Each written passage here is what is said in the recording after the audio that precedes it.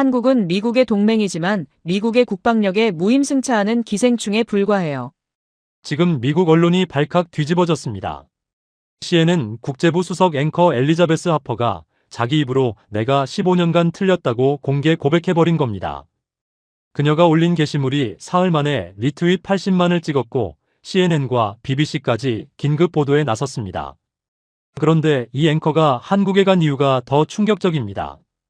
관광도 아니고 취재도 아니었습니다. 대학생 딸이 서울에서 연락이 끊겼기 때문입니다. 그리고 72시간 뒤 그녀의 세계관이 완전히 무너졌습니다. 도대체 그 72시간 동안 한국에서 무슨 일이 벌어진 걸까요?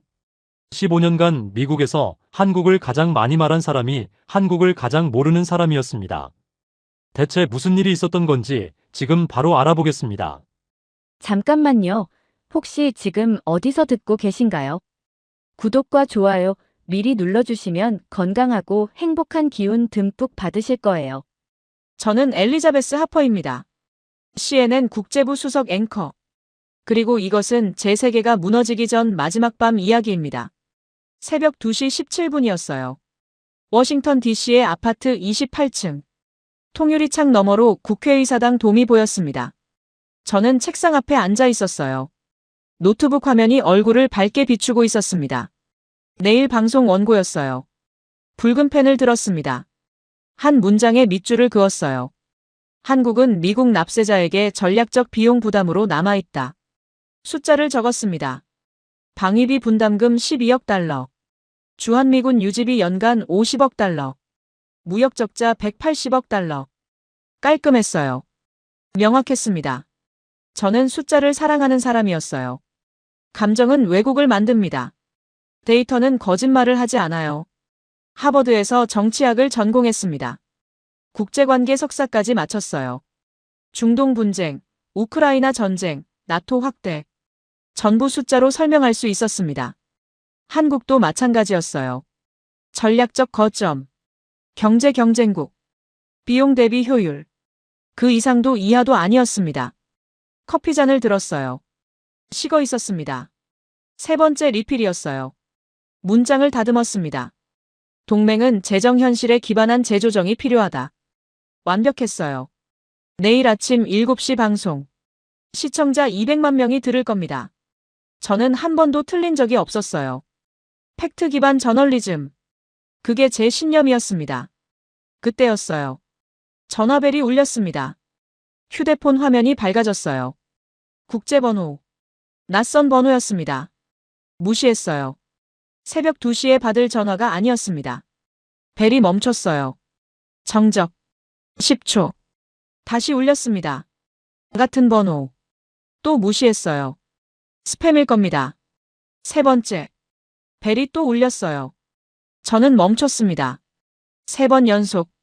이건 스팸이 아니었어요. 손을 뻗었습니다.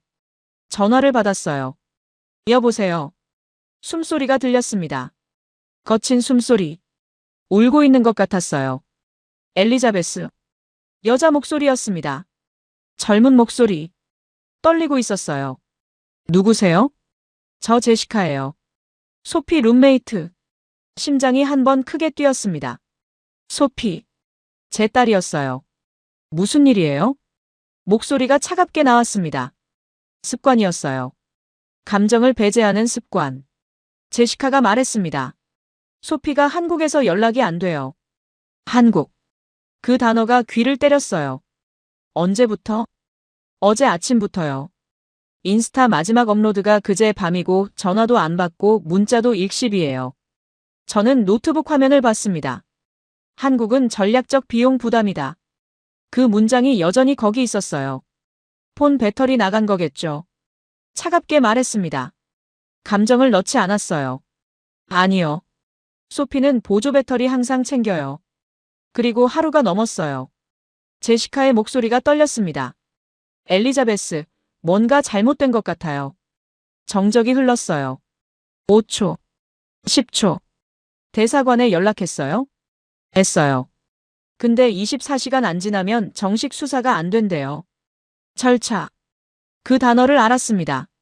저도 그런 단어를 쓰는 사람이었으니까요. 합리적이고 냉정한. 알겠어요. 제가 확인해 볼게요. 전화를 끊었습니다. 노트북 화면을 봤어요. 커서가 깜빡이고 있었습니다. 손을 올렸어요. 타이핑을 하려고 했습니다. 손가락이 움직이지 않았어요. 소피. 뉴욕대학교 2학년. 문화 콘텐츠 전공. 한국 드라마를 보고 한국어를 독학했습니다. 방에 보라색 포스터가 붙어 있었어요. BTS. 저는 한 번도 관심을 주지 않았습니다. 쓸데없는 짓 하지 마. 그게 제가 한 말의 전부였어요. 한 달 전, 소피가 말했습니다. 엄마, 나 서울 갈 거야. 왜? 한국 문화 체험하고 싶어서. 저는 코웃음을 쳤어요. 문화? 관광산업 마케팅이지. 소피가 눈을 크게 떴습니다. 엄마는 한국에 대해 뭘 알아? 충분히 알아. 전략적 가치, 경제 지표, 외교 관계. 그게 전부야. 사람은? 뭐? 사람 말이야. 엄마는 그 나라 사람에 대해선 뭘 알아? 저는 대답하지 않았어요. 대답할 게 없었습니다. 소피는 고개를 저었어요. 엄마는 세상을 숫자로만 봐. 문을 닫고 나갔습니다. 그게 마지막 대화였어요. 3주 전, 공항 드롭. 소피가 캐리어를 끌고 나왔습니다. 다녀올게. 조심해. 그게 전부였어요. 포옹하지 않았습니다. 저는 차에 앉아서 휴대폰을 봤어요. CNN 긴급 뉴스 알림. 그게 더 중요했습니다. 딸보다. 지금 노트북 화면 앞에 앉아 있었어요. 손이 떨렸습니다. 처음이었어요. 15년 앵커 생활. 카메라 앞에서 한 번도 떨린 적 없는 손. 지금 떨리고 있었습니다. 인스타그램을 열었어요. 소피 계정. 마지막 포스트. 사진 한 장. 한강 야경. 보라색 조명이 물에 비치고 있었어요. 캡션. 서울의 밤은 다르다. 보라색 하트. 업로드 시간. 48시간 전. 그 뒤로 아무것도 없었습니다. 마지막 스토리. 명동거리 셀카. 화장품 가게 앞. 웃고 있었어요. 24시간 전. 댓글을 읽었습니다. 안전하게. 그 단어가 눈에 박혔어요. 휴대폰을 내려놓았습니다. 일어섰어요. 창문 앞에 섰습니다. 워싱턴 DC가 내려다 보였어요. 새벽 3시. 거리에 차가 없었습니다. 저는 유리에 비친 제 얼굴을 봤어요. 40대 초반. 주름 하나 없는 이마. 완벽하게 정돈된 머리. 차가운 눈. 이 얼굴로 세상을 재단했습니다. 15년 동안. 그런데 지금 딸이 어디 있는지 모릅니다. 한국. 제가 숫자로만 본 나라. 전략적 비용 부담. 그 나라 어딘가에 소피가 있었어요. 연락이 안 되는 채로. 뒤돌아섰습니다. 노트북 앞에 앉았어요. 커서가 여전히 깜빡이고 있었습니다. 삭제 키를 눌렀어요. 문장이 지워졌습니다. 한 글자씩. 화면이 비었어요. 새 창을 열었습니다. 검색창에 타이핑했어요. 서울행 항공편. 엔터를 쳤습니다. 결과가 떴어요. 달라스 경유 14시간. 다음 출발편. 오전 10시 30분. 7시간 뒤였습니다. 예약 버튼 위에 마우스를 올렸어요. 멈췄습니다. 한국어 한마디도 못합니다. 그 나라 지리도 모릅니다. 딸이 어디 있는지도 모릅니다. 가서 뭘 할 건가요? 합리적으로 생각하면 대사관에 맡기는 게 맞았어요. 전문가들이 처리하게. 절차에 따라. 하지만 손이 움직였습니다. 클릭. 예약 완료. 2,847달러. 1등석. 결제 완료 알림이 떴어요. 인천국제공항. 처음 가보는 곳이었습니다. 휴대폰을 들었어요. CNN 프로듀서 데이비드에게 문자를 보냈습니다. 개인 사정. 일주일 휴가. 답장이 바로 왔어요. 무슨 일? 내일 방송은? 대체 앵커 세워. 엘리자베스, 지금 장난해? 읽었지만 답하지 않았어요. 침실로 갔습니다. 캐리어를 꺼냈어요. 옷을 집어넣기 시작했습니다. 서울 날씨를 검색했어요. 28도. 습도 70%. 여름 옷을 넣었습니다. 세면도구. 충전기. 여권. 기계적으로 움직였어요. 감정을 차단했습니다. 짐을 다 쌌어요. 시계를 봤습니다. 새벽 4시 15분. 지금 나가면 됩니다. 거울을 봤어요. 똑같은 얼굴. 차가운 눈. 하지만 뭔가 달랐습니다. 눈밑이 떨리고 있었어요. 미세하게. 15년 만에 처음이었습니다. 캐리어를 끌고 나왔어요. 현관문 앞에 섰습니다. 뒤돌아봤어요. 서재 불빛이 새어나오고 있었습니다. 노트북 화면이 아직 켜져 있었어요. 빈 문서. 저는 문을 닫았습니다. 엘리베이터 버튼을 눌렀어요. 내려가는 동안 생각했습니다. 한국. 숫자로만 알던 나라. 방위비 12억 달러. 무역 적자 180억 달러. 주한미군 2만 8천 명. 그 숫자 뒤에 뭐가 있는지 한 번도 궁금해하지 않았습니다. 지금 그 나라로 가고 있었어요. 딸을 찾으러. 한국어 한마디 못하는 채로. 엘리베이터 문이 열렸습니다. 로비가 비어 있었어요. 밖으로 나갔습니다. 택시를 잡았어요. 덜레스 공항. 차가 출발했습니다. 창밖으로 워싱턴이 지나갔어요. 국회의사당. 링컨 기념관. 제가 15년간 일한 도시. 숫자로 세상을 설명하던 도시. 지금 떠나고 있었습니다. 모르는 나라로. 그때는 몰랐어요. 그 나라가 제 세계 전체를 뒤집을 거라는 걸. 모르는 나라로 가는 여자.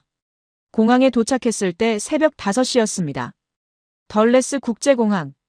체크인 카운터가 막 열리고 있었어요. 1등석 줄은 비어 있었습니다. 여권을 건넸어요. 직원이 화면을 봤습니다. 인천행이시네요. 네. 혼자 가세요? 네. 직원이 탑승권을 건넸어요. 좋은 여행 되세요. 여행이 아니었습니다. 딸을 찾으러 가는 겁니다. 하지만 말하지 않았어요. 보안 검색대를 지났습니다. 게이트로 걸어갔어요. 휴대폰이 울렸습니다. 데이비드였어요. 받았습니다. 엘리자베스, 대체 뭐 하는 거야? 개인 사정이라고 했잖아요. 오늘 방송 어떻게 할 건데? 내가 15년간 한 번도 빠진 적 없는 거 알지? 대체 앵커 세우면 돼요. 대체 앵커? 내 방송을? 시청률 알아? 알아요. 그럼. 저는 게이트 앞에 섰습니다. 인천행 비행기가 보였어요. 창문 너머로. 데이비드, 나 지금 공항이야. 뭐? 딸이 한국에서 연락이 안 돼. 잠깐만. 한국? 넌 한국 관련 보도만 10년째 하잖아. 그 나라 가본 적도 없으면서. 그래서 지금 가는 거예요. 데이비드가 웃었습니다. 비웃음이었어요. 가서 뭐 할 건데? 한국어 할 줄 알아? 저는 대답하지 못했습니다. 데이비드가 말했어요. 엘리자베스, 감정 빼. 이건 내 딸 문제가 아니라 내 커리어 문제야. 제 딸 문제예요. 전화를 끊었습니다. 탑승 안내 방송이 나왔어요. 1등석 승객부터 탑승해 주시기 바랍니다. 줄을 섰습니다. 탑승권을 건네서요. 비행기에 올랐습니다. 좌석 2A. 창가였어요. 앉았습니다. 승무원이 샴페인을 건넸어요. 손을 저었습니다. 물만 주세요. 비행기가 움직이기 시작했습니다. 활주로로 나갔어요. 속도가 붙었습니다. 26. 기체가 떠올랐어요. 창밖으로 워싱턴이 작아졌습니다. 국회의사당이 점이 됐어요. 사라졌습니다. 구름 위로 올라갔습니다. 기내 방송이 나왔어요. 영어로 먼저. 그 다음 한국어. 한국어 방송을 들었습니다. 한 단어도 못 알아들었어요. 그냥 소음이었습니다. 의미 없는 음절의 나열. 저는 창밖을 봤어요. 구름이 펼쳐져 있었습니다. 소피가 떠올랐어요. 3년 전. 소피가 처음 한국어 교재를 샀을 때 방에서 혼자 공부하고 있었습니다. 저는 지나가다가 봤어요. 뭐하니? 한국어 공부. 왜? BTS 노래 가사 이해하고 싶어서. 저는 코웃음을 쳤습니다. 쓸데없는데 시간 낭비하지 마. 소피가 저를 봤어요. 엄마는 왜 항상 그래? 뭐가? 다른 나라 문화에 관심 갖는 게 왜 쓸데없어? 저는 대답했습니다. 관심 가져도 돼. 하지만 우선순위를 생각해. 넌 정치학 전공이잖아. 나 문화 콘텐츠로 바꿨어. 뭐? 전공. 문화 콘텐츠로 바꿨어. 저는 멈췄어요. 왜? 내가 하고 싶은 거니까. 소피는 교재로 돌아갔습니다. 저는 더 이상 말하지 않았어요. 문을 닫고 나왔습니다. 그날 밤, 남편 제임스에게 말했어요. 소피가 전공을 바꿨대. 뭘로? 문화 콘텐츠. 제임스가 웃었습니다. 좋잖아. 자기가 좋아하는 거 하는 건데. 저는 고개를 저었어요. 현실성이 없어. 엘리자베스, 넌 너무 차가워. 뭐? 딸이 좋아하는 걸 찾았는데 왜 그렇게 반응해? 전 현실을 말하는 거예요. 현실? 넌 숫자만 보잖아. 제임스는 일어났습니다. 침실로 들어갔어요. 문을 닫았습니다. 저는 거실에 혼자 남았습니다. 그때도 이해하지 못했어요. 제가 뭘 잘못했는지. 지금 비행기 안. 14시간째. 식사가 나왔습니다. 손도 안 댔어요. 승무원이 물었어요. 괜찮으세요? 네. 거짓말이었습니다. 괜찮지 않았어요. 딸이 어디 있는지 모릅니다. 한국어 한마디 못합니다. 그 나라에 대해 아는 게 숫자뿐입니다. 창밖을 봤어요. 태평양이었습니다. 끝없이 펼쳐진 바다. 저 아래 어딘가에 한국이 있습니다. 소피가 사랑한 나라. 제가 한 번도 이해하려고 하지 않은 나라. 눈을 감았어요. 소피의 얼굴이 떠올랐습니다. 공항에서 헤어질 때. 다녀올게. 조심해. 그게 전부였어요. 안아주지 않았습니다. 잘 다녀오라고도 하지 않았어요. 만약 그게 마지막이면? 그 생각이 머리를 때렸습니다. 마지막 대화가 조심해 두 마디면? 가슴이 조였어요. 처음이었습니다. 이런 감정. 15년간 느껴본 적 없는. 기내 방송이 또 나왔어요. 한국어. 여전히 못 알아들었습니다. 하지만 이번엔 달랐어요. 소피는 이 언어를 알아듣습니다. 3년 동안 혼자 공부해서 제가 쓸데없다고 한 그 언어를. 그 언어가 지금 필요했어요. 딸을 찾으려면. 비행기가 흔들렸습니다. 난기류. 기체가 약간 떨렸어요. 안전벨트 사인이 켜졌습니다. 저는 창밖을 봤어요. 구름 사이로 햇빛이 비쳤습니다. 한국까지 3시간 남았습니다. 3시간 뒤. 모르는 나라에 내립니다. 한국어 한마디 못하는 채로. 딸이 어디 있는지도 모르는 채로. 가서 뭘 할 수 있을까요? 모르겠습니다. 하지만 가야 했어요. 엄마니까. 처음으로 그 단어가 숫자보다 무거웠습니다. 엄마. 15년간 CNN 앵커였어요. 숫자로 세상을 설명하는 사람. 하지만 지금 숫자는 아무 의미가 없었습니다. 딸 하나. 그것만 중요했어요. 기내 조명이 어두워졌습니다. 승객들이 잠들기 시작했어요. 저는 잠들 수 없었습니다. 눈을 감으면 소피가 보였으니까요. 한강 야경 사진. 보라색 조명. 웃는 얼굴. 48시간 전. 그 뒤로 아무것도 없습니다. 휴대폰을 꺼냈어요. 인스타그램을 또 열었습니다. 여전히 업데이트가 없었어요. 마지막 포스트 그대로. 서울의 밤은 다르다. 저는 화면을 내렸습니다. 창밖을 봤어요. 어둠이 깔려 있었습니다. 태평양 상공. 한국까지 2시간 반. 곧 도착합니다. 모르는 나라에. 그때는 몰랐어요. 그 나라가 저를 어떻게 바꿀지. 한국, 첫 번째 균열. 인천공항에 내렸을 때 새벽 5시였습니다. 14시간을 날아왔어요. 한 숟가락도 못 먹었습니다. 1시간도 못 잤어요. 비틀거리면서 입국장을 지났습니다. 첫 인상이 이상했어요. 깨끗했습니다. 너무 깨끗했어요. 바닥이 반짝거렸습니다. 저는 멈춰 섰어요. 바닥을 내려다봤습니다. 덜레스 공항은 껌 자국이 바닥에 붙어 있어요. 쓰레기통 주변에 컵이 굴러다닙니다. 여기는 그런 게 없었어요. 새벽 5시인데 화장실도 냄새가 안 났습니다. 저는 속으로 생각했어요. 공항이야 어디든 깨끗하지. 별것 아니야. 문제는 그 다음이었습니다. 밖으로 나왔어요. 한글 간판뿐이었습니다. 택시 승강장을 찾았어요. 표지판이 한국어. 한 글자도 못 읽었습니다. 사람들에게 물어봐야 했어요. 택시? 손짓을 했습니다. 한 남자가 방향을 가리켰어요. 고개를 숙였습니다. 감사합니다. 한국어로 할 줄 아는 유일한 말이었어요. 택시 승강장. 줄을 섰습니다. 5분 만에 차례가 왔어요. 탔습니다. 기사가 뒤를 돌아봤어요. 50대 후반으로 보이는 남자였습니다. 한국어로 뭔가 물었어요. 못 알아들었습니다. 명동. 호텔. 명동. 영어로 말했어요.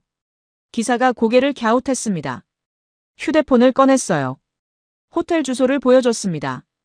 영어로 된 주소. 기사가 한참 들여다봤어요. 고개를 끄덕였습니다. 내비게이션에 뭔가를 입력했어요. 차가 출발했습니다. 창밖으로 새벽 서울이 보였어요. 고속도로가 넓었습니다. 깨끗했어요.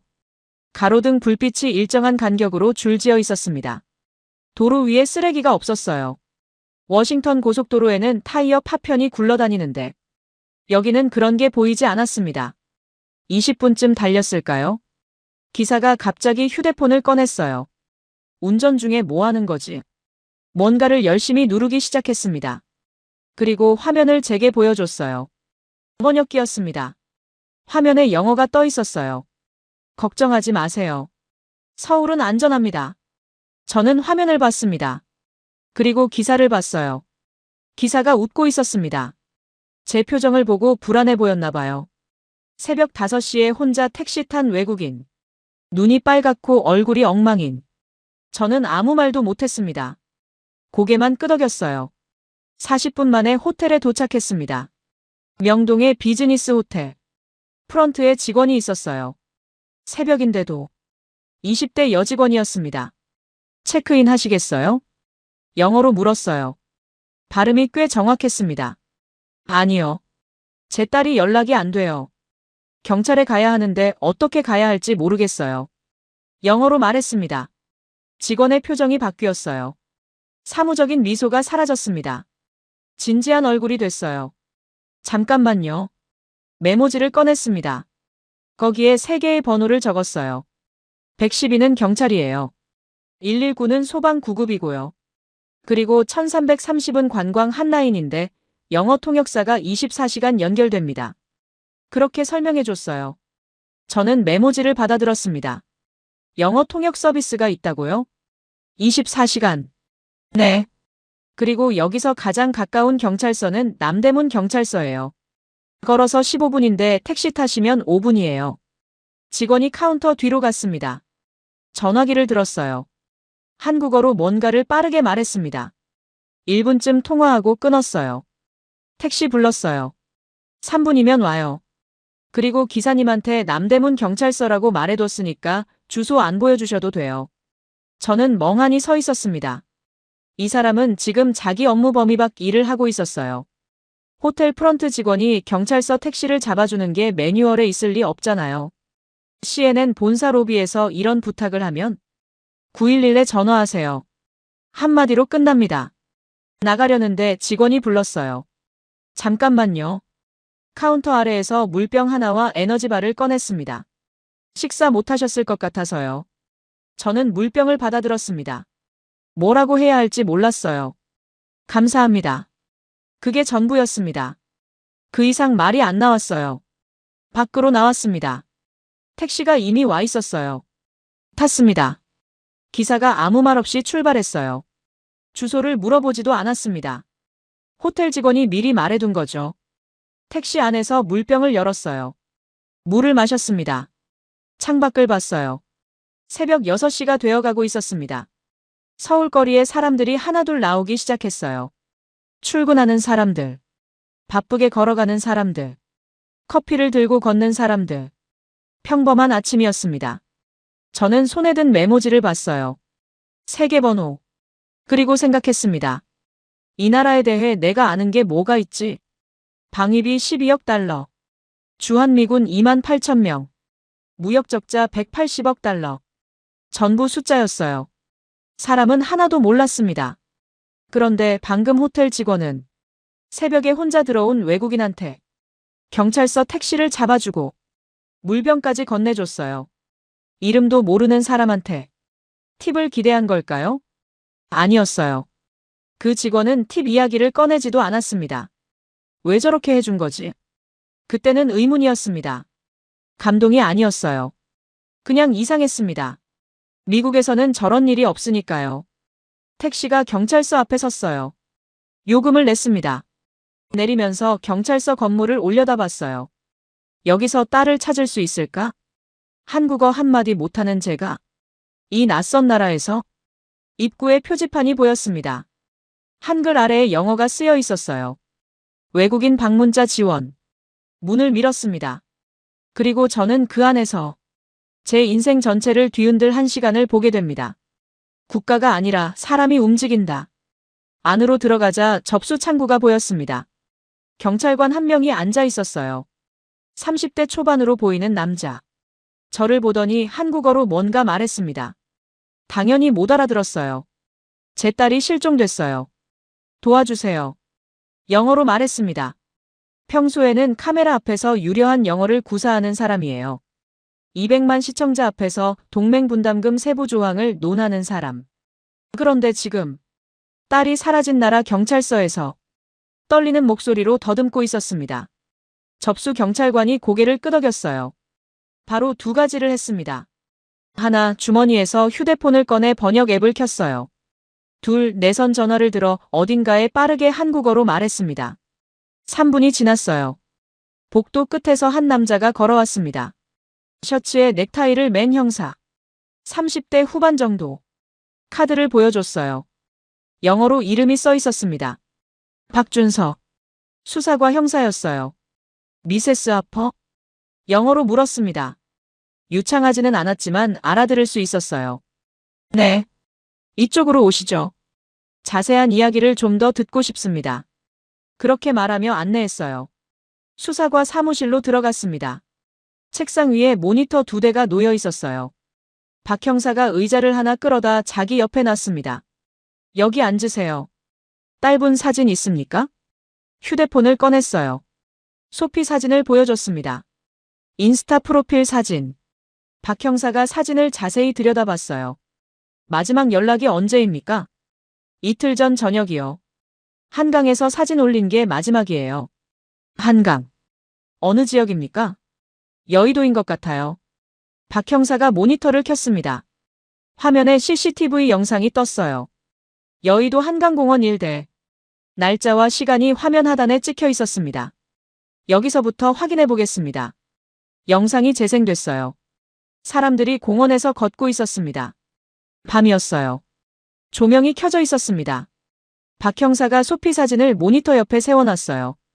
그리고 영상을 하나하나 확인하기 시작했습니다. 카메라 각도를 바꿨어요. 시간대를 조정했습니다. 화면을 확대했어요. 10분이 지났습니다. 못 찾았어요. 20분. 박 형사가 카메라를 다른 위치로 전환했습니다. 30분. 저는 초조해서 다리를 떨기 시작했어요.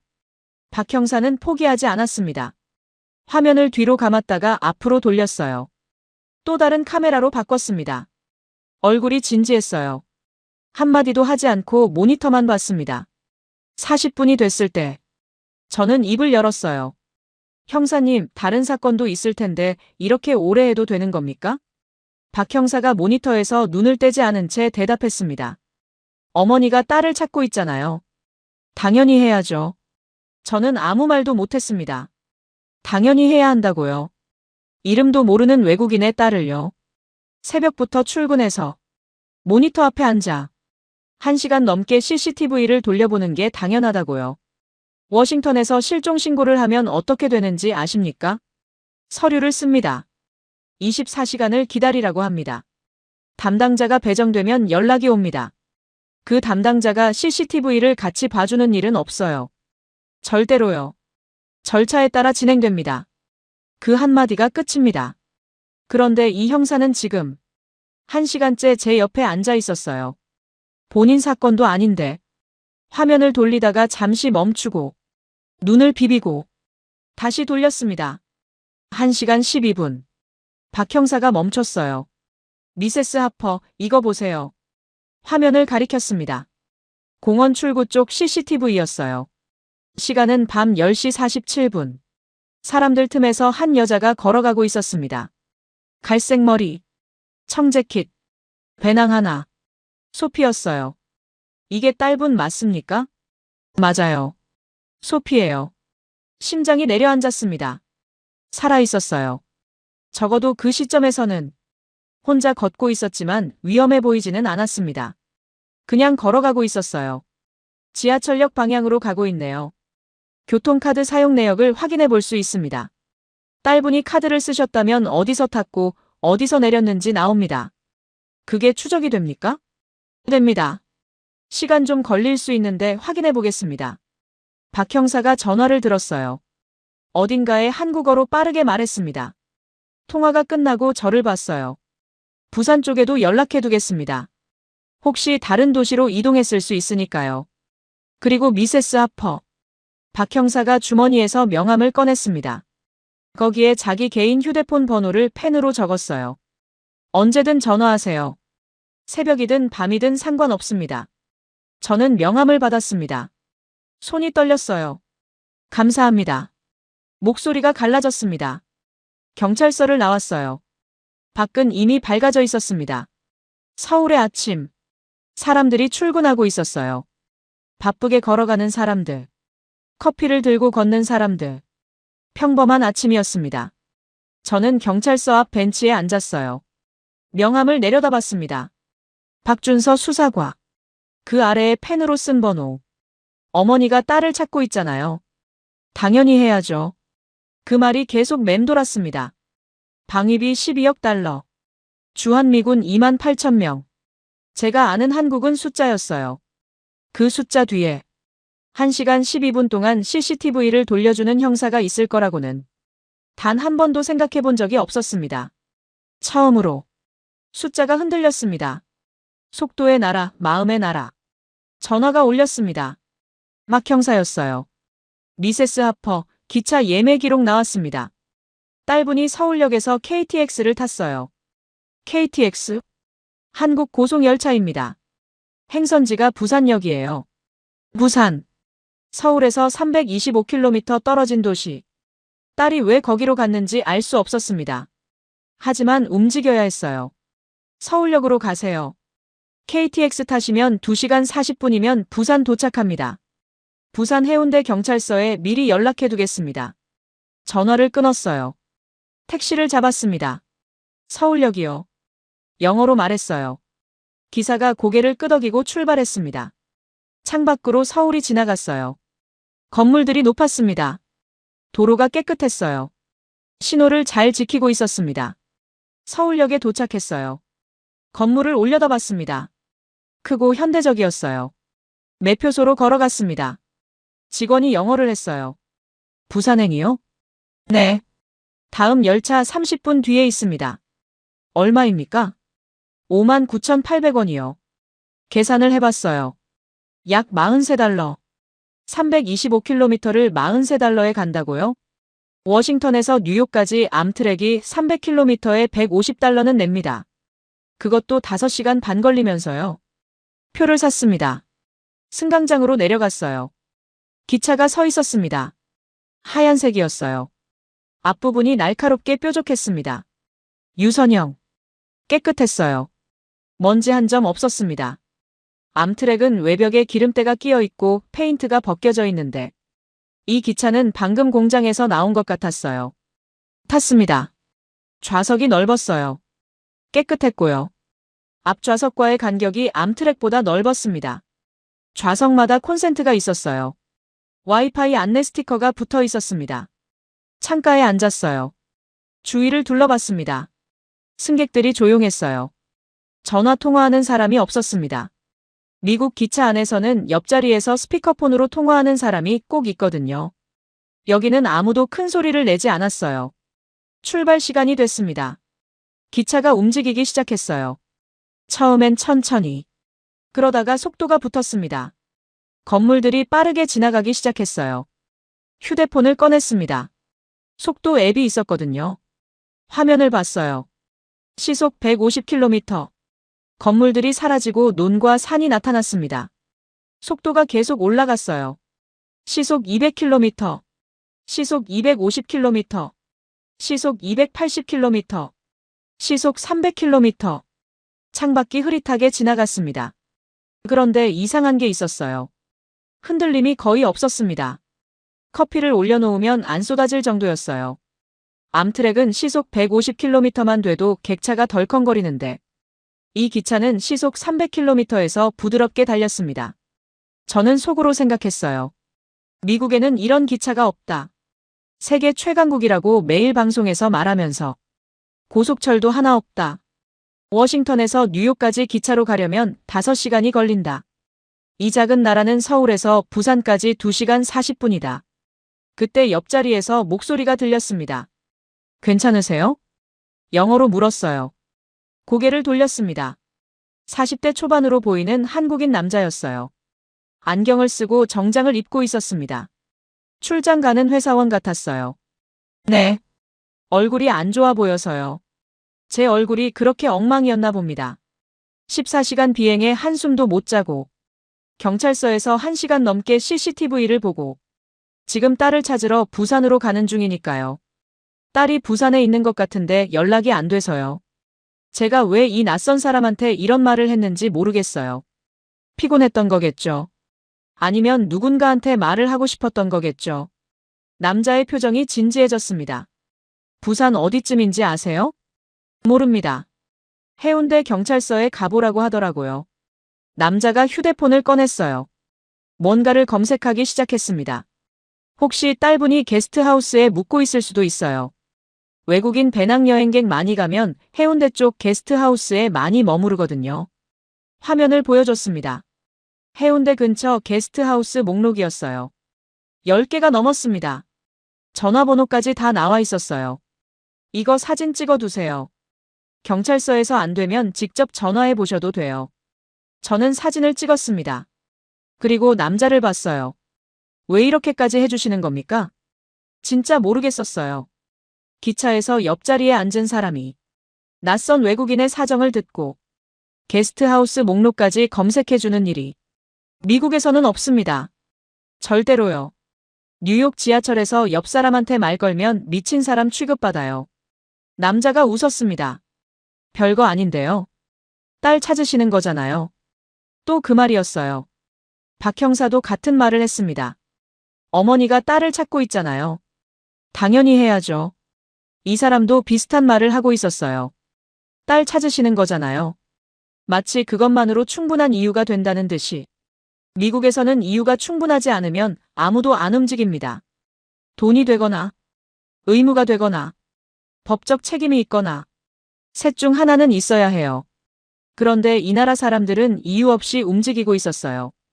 택시기사는 번역 앱으로 서울은 안전합니다를 보여줬고, 호텔 직원은 경찰서 택시를 잡아주고 물병을 건넸고, 형사는 1시간 12분 동안 CCTV를 돌려줬고, 지금 옆자리 이 사람은 게스트하우스 목록을 검색해주고 있었어요. 전부 이름도 모르는 외국인한테요. 대가도 없이요. 남자가 명함을 건넸습니다. 혹시 부산에서 도움 필요하시면 연락주세요. 저도 부산 출장이라 오후까지는 있거든요. 저는 명함을 받았어요. 주머니에 넣었습니다. 박 형사 명함 옆에. 기차가 터널을 지나갔어요. 다시 햇빛이 들어왔습니다. 창밖으로 산과 논이 번갈아 나타났어요. 가끔 작은 마을이 보였습니다. 2시간이 지났어요. 안내방송이 나왔습니다. 한국어 다음에 영어가 나왔어요. 다음 역은 부산역입니다. 기차가 속도를 줄이기 시작했습니다. 건물들이 다시 나타났어요. 바다가 보였습니다. 부산이었어요. 옆자리 남자가 말했습니다. 딸분 꼭 찾으시길 바랍니다. 감사합니다. 정말로. 기차가 멈췄어요. 부산역. 내렸습니다. 공기가 달랐어요. 바다 냄새가 났습니다. 주머니에 명함이 2장 있었습니다. 박준서 형사. 그리고 이름을 확인하지도 못한 기차 옆자리 남자. 이 나라 사람들은 왜 이러는 건지 여전히 이해가 안 됐어요. 하지만 질문이 바뀌고 있었습니다. 왜 이렇게까지 해주지? 에서. 혹시 이게 원래 이런 건가? 로요. 절망. 그리고 한국식 개입. 해운대 경찰서에서 나왔을 때 다리에 힘이 풀렸습니다. CCTV를 확인했어요. 부산역 출구까지는 소피가 찍혀 있었습니다. 거기까진 좋았어요. 문제는 그 다음이었습니다. 부산역을 나선 뒤 소피의 동선이 끊겼어요. 택시를 탄 건지 버스를 탄 건지 현금으로 이동했을 수도 있다고 했습니다. 교통카드 기록이 더 이상 없었어요. 담당자가 말했습니다. 주변 게스트하우스 쪽으로 연락을 돌려보겠습니다. 시간이 좀 걸릴 수 있어요. 시간이 좀 걸린다. 그 말이 가장 무서웠어요. 시간이 얼마나 걸리는 건지. 하루인지 이틀인지. 그 사이에 소피한테 무슨 일이 생기면. 경찰서 앞 도로에 서 있었습니다. 어디로 가야 할지 몰랐어요. 부산이라는 도시에 대해 아는 게 아무것도 없었습니다. 서울에서 325km 떨어져 있다는 것. 바다가 있다는 것. 그게 전부였어요. 카페가 보였습니다. 건물 1층의 작은 카페. 들어갔어요. 주문을 해야 하는데 메뉴판이 한글이었습니다. 사진이 붙어 있길래 아메리카노처럼 보이는 걸 가리켰어요. 직원이 고개를 끄덕이고 만들어줬습니다. 4,500원. 약 3달러. 워싱턴 카페 아메리카노가 6달러인데요. 구석자리에 앉았습니다. 테이블에 팔을 올리고 이마를 짚었어요. 눈을 감았습니다. 14시간 비행. 경찰서 CCTV 1시간. KTX 2시간 40분. 부산 경찰서. 그리고 결국 동선이 끊겼다. 찾을 수 있을까? 한국어 한마디 못하는 내가. 이 낯선 도시에서. 신호합니다. 영어로 말하는 소리가 들렸어요. 눈을 떴습니다. 젊은 남자가 서 있었어요. 20대 초반. 팔 티셔츠에 배낭을 메고 있었습니다. 대학생 같았어요. 괜찮으세요? 영어로 물었습니다. 또 이 질문이었습니다. KTX 옆자리 남자도 같은 말을 했어요. 제 얼굴이 그렇게 처참해 보이나 봅니다. 솔직히 말하면 안 괜찮아요. 왜 이 낯선 사람한테 솔직하게 말했는지 모르겠습니다. 피곤했겠죠. 아니면 더 이상 혼자서는 안 되겠다는 걸 인정한 거겠죠. 딸이 부산에 있는 것 같은데 연락이 안 돼요. 폰이 꺼져 있어요. 어디 있는지 모르겠어요. 남자가 맞은편에 앉았습니다. 저 영어 좀 할 줄 알아요. 부산대 영어 영문학과 3학년이에요. 이름은 최민재입니다. 엘리자베스 하퍼예요. 미세스 하퍼. 제가 도와드려도 될까요? 게스트하우스 쪽에 전화 돌려볼 수 있어요. 한국어로요. 저는 주저했습니다. 22살짜리 대학생. 카페에서 공부하다가 나온 것 같았어요. 테이블 위에 노트북이 열려 있었고 교재가 펼쳐져 있었거든요. 수업은 오후에 하나 있는데 빠져도 괜찮아요. 이게 더 급하잖아요. 이게 더 급하다. 이름도 모르는 외국인의 딸을 찾는 게 자기 수업보다 급하다고요. 저는 이해가 안 됐습니다. 진짜로요.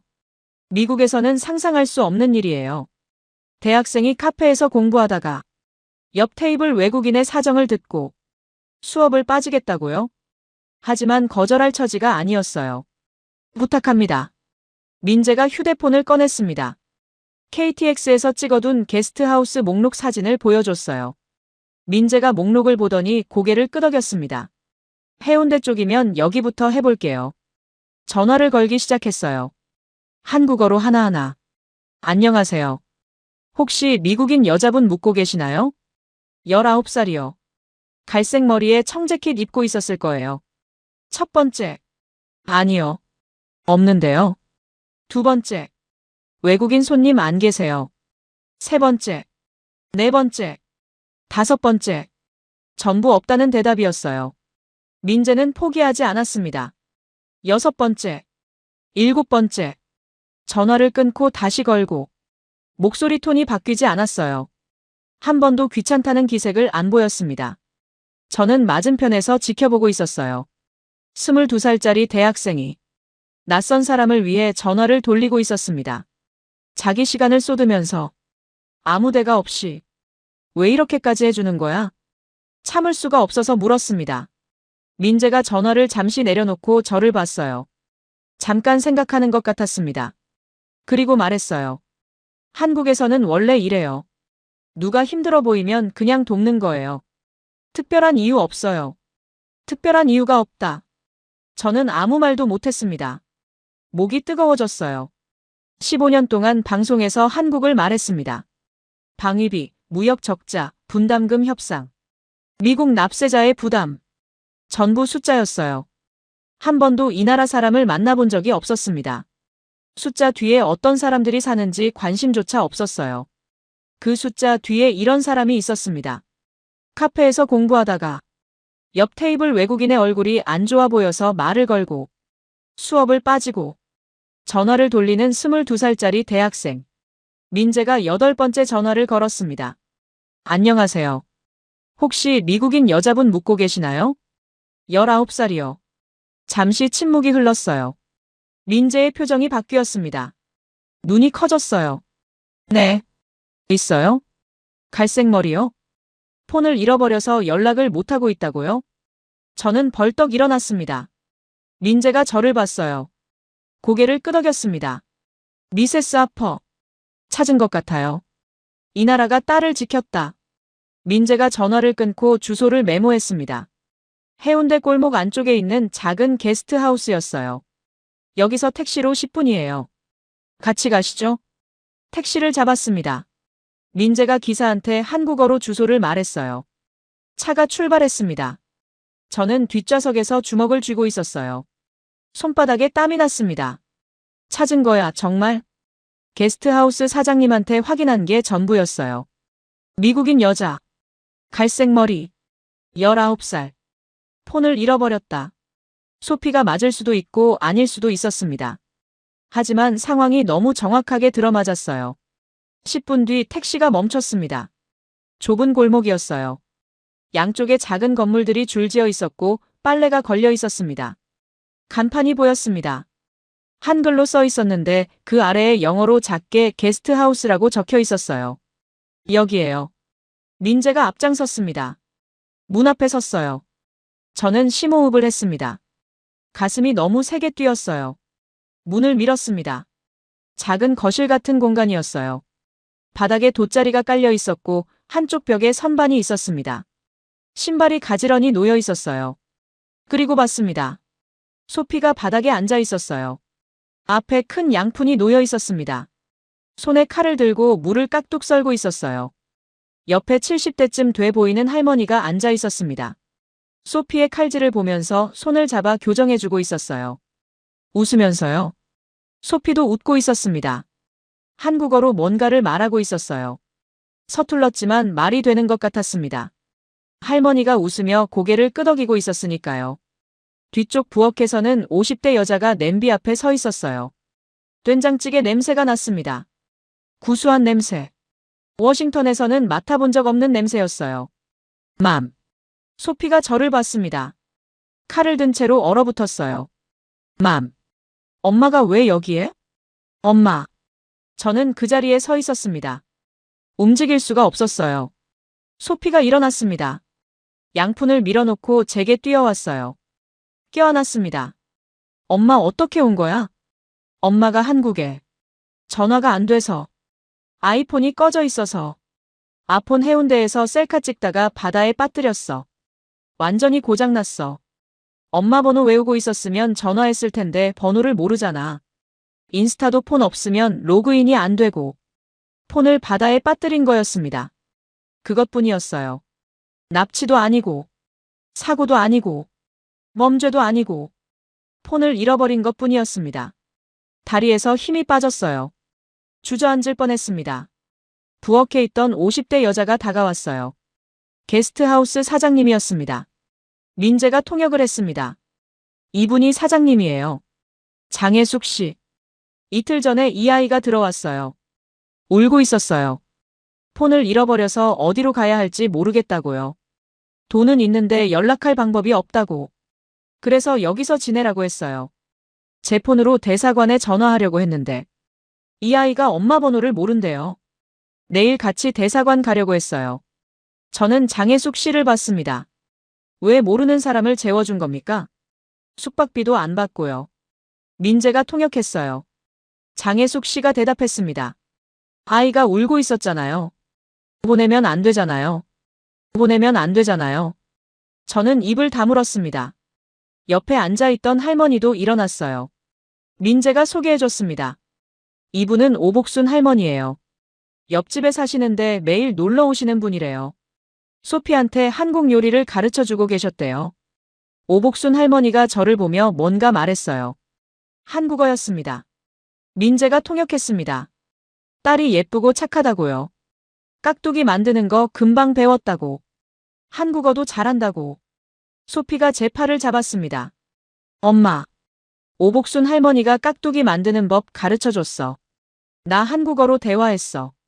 할머니가 내 발음 좋다고 했어. 저는 소피를 봤어요. 3년 동안 방에서 BTS를 들으면서 독학한 한국어. 제가 쓸데없다고 했던 그 한국어. 그 언어가 낯선 나라에서 딸을 지켜준 거였어요. 할머니와 대화할 수 있게 해준 거였어요. 장혜숙 씨가 밥상을 차리기 시작했습니다. 식사하세요. 배고프시죠? 된장찌개, 밥, 김치, 나물, 계란말이. 그리고 소피가 직접 만든 깍두기. 반찬이 5개나 됐어요. 저는 장혜숙 씨에게 물었습니다. 이것도 다 포함인 겁니까? 민재가 통역하자 장혜숙 씨가 웃었어요. 당연하죠. 밥 먹는데 반찬이 빠지면 어떡해요? 당연하다고요. 미국 식당에서 반찬을 추가하면 전부 돈이에요. 샐러드 추가 4달러. 소스 추가 1달러. 전부 따로 계산합니다. 여기서는 5가지 반찬이 그냥 나왔어요. 당연하다는 듯이 숟가락을 들었습니다. 한 숟가락 떴어요. 입에 넣었습니다. 따뜻했어요. 깊은 맛이었습니다. 14시간 비행과 경찰서와 기차와 카페를 거치면서 아무것도 못 먹었어요. 호텔 직원이 준 에너지바 하나가 전부였습니다. 그리고 지금 이 따뜻한 국물이 목을 타고 내려갔어요. 깍두기를 집었습니다. 소피가 만든 깍두기. 아삭했어요. 시원했습니다. 그리고 저는 숟가락을 내려놓았습니다. 고개를 숙였어요. 울었습니다. 소피가 놀랐어요. 장혜숙 씨가 조용히 자리를 비켜줬습니다. 오복순 할머니가 민재한테 뭐라고 했어요. 민재가 작게 대답했습니다. 아마 어머니가 감격해서 그래요. 같은 말이었을 겁니다. 한참 후에 고개를 들었어요. 소피를 봤습니다. 이 사람들이 널 지키고 있었구나. 소피가 고개를 끄덕였어요. 눈이 빨개져 있었습니다. 네. 장혜숙 이모가 밥 해주고, 오복순 할머니가 놀아주고, 엄마. 한국 사람들 진짜 좋아. 장혜숙 씨를 봤어요. 오복순 할머니를 봤습니다. 민재를 봤어요. 이름도 모르는 외국인의 딸을 자기 집에 재우고, 밥을 해주고, 요리를 가르쳐주고, 왜냐고 물으면, 보내면 안 되잖아요 라고 대답하는 사람들. 이게 제가 방송에서 비용 부담이라고 말하던 그 나라 사람들이었습니다. KTX를 타고 서울로 돌아왔습니다. 서울역에서 박 형사한테 전화했어요. 찾았습니다. 무사합니다. 다행이에요. 미세스 하퍼.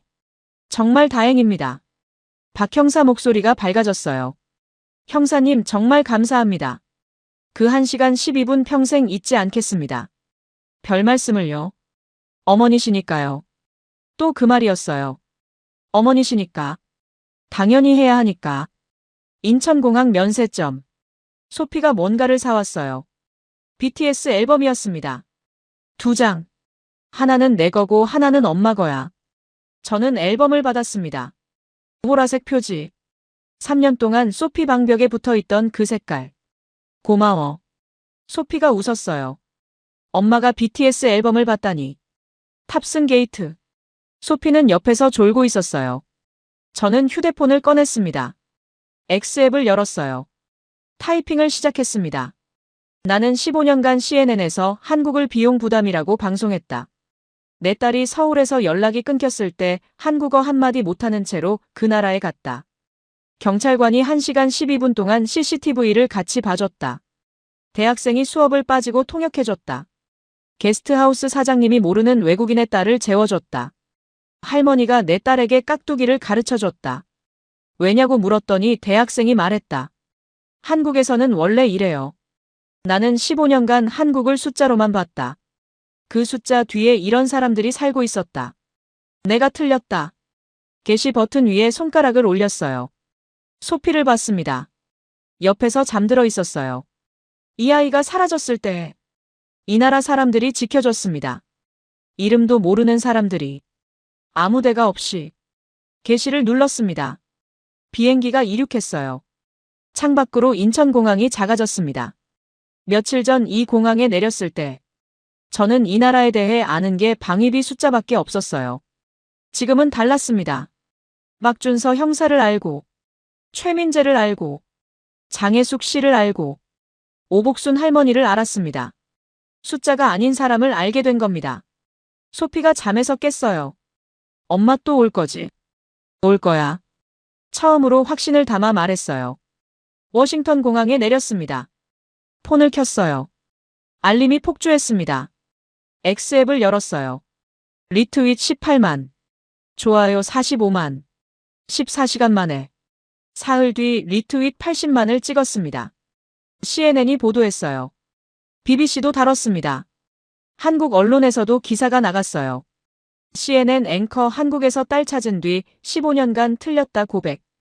다음 방송. 앵커 데스크에 앉았습니다. 카메라 빨간 불이 켜졌어요. 시청자 여러분, 오늘은 좀 다른 이야기를 하겠습니다. 한국 이야기를 했습니다. 박준서 형사 이야기, 최민재 이야기, 장혜숙 씨 이야기, 오복순 할머니 이야기, 방위비가 아니라 사람 이야기를요. 방송이 끝나고 시청률을 확인했습니다. 그 시간대 1위였어요. 집에 왔습니다. 서재 책상 위. 빨간 펜 밑줄 원고가 그대로 있었습니다. 한국은 미국 납세자에게 전략적 비용 부담으로 남아있다. 원고를 접어서 서랍에 넣었습니다. 소피가 방에서 나왔어요. 음악 소리가 들렸습니다. BTS. 엄마 그거 듣고 있어? 응. 비행기에서 들었는데 꽤 좋네. 소피가 웃었어요. 엄마, 다음에 또 갈 수 있어? 가자. 이번엔 엄마가 먼저 가자고 할게. 소피가 껴안았어요. 저는 소피의 등을 두드렸습니다. 출발 전날 밤에 하지 못했던 걸 지금 하고 있었어요. 그날 밤, 한국어 학습 앱을 설치했습니다. 첫 번째 레슨. 안녕하세요. 따라 읽었어요. 15년 동안 이 나라를 숫자로 봤습니다. 방위비 12억 달러. 주한미군 2만 8천 명. 무역적자 180억 달러. 한 번도 의심하지 않았어요. 그 숫자 뒤에 번역 앱으로 서울은 안전합니다를 보여주는 택시 기사가 있었습니다. 새벽에 물병을 건네는 호텔 직원이 있었습니다. 1시간 12분 동안 CCTV를 돌려주는 형사가 있었습니다. 수업을 빠지고 전화를 돌리는 대학생이 있었습니다. 모르는 아이를 자기 집에 재우는 게스트하우스 사장님이 있었습니다. 외국인 소녀에게 깍두기를 가르치는 할머니가 있었습니다. 한국은 숫자가 아니었습니다. 한국은 사람이었습니다.